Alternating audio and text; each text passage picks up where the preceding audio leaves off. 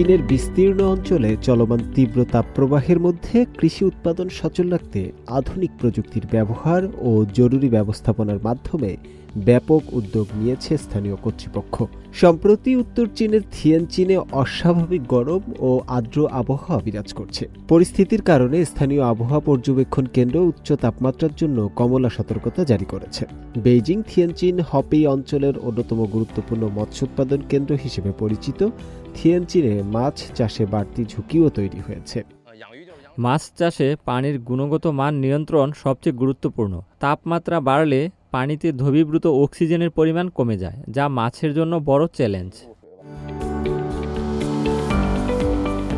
এই পরিস্থিতিতে কৃষি বিশেষজ্ঞরা নিয়মিত পুকুরের পানির মান পরীক্ষা করছেন এবং ফলাফলের ভিত্তিতে মাছের পোনার জন্য প্রয়োজনীয় পুষ্টি সরবরাহের পরামর্শ দিচ্ছেন। পাশাপাশি পানির তাপমাত্রা কমাতে ছায়া জাল স্থাপন, অক্সিজেন সরবরাহকারী যন্ত্র ব্যবহার এবং পানির পরিবেশ স্থিতিশীল রাখতে বিভিন্ন প্রযুক্তিগত সহায়তাও দেওয়া হচ্ছে।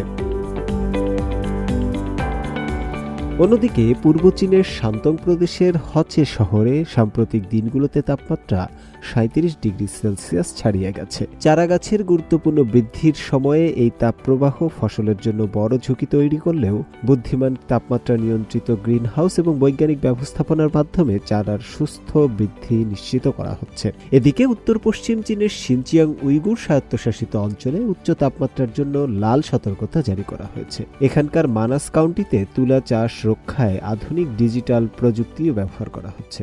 ডিজিটাল প্রযুক্তির কল্যাণে এখন মোবাইল ফোনেই তাৎক্ষণিকভাবে জানা যাচ্ছে তাপমাত্রা, আর্দ্রতা ও পোকামাকড়ের অবস্থা। পাশাপাশি ড্রোন ব্যবহারের মাধ্যমে কীটনাশক প্রয়োগ করা আরও সহজ ও কার্যকর হয়ে উঠেছে।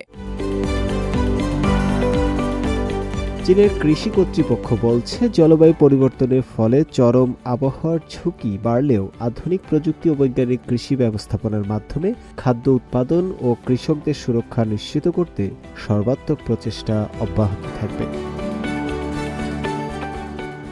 শুভ আনোয়ার, সিএমজি বাংলা।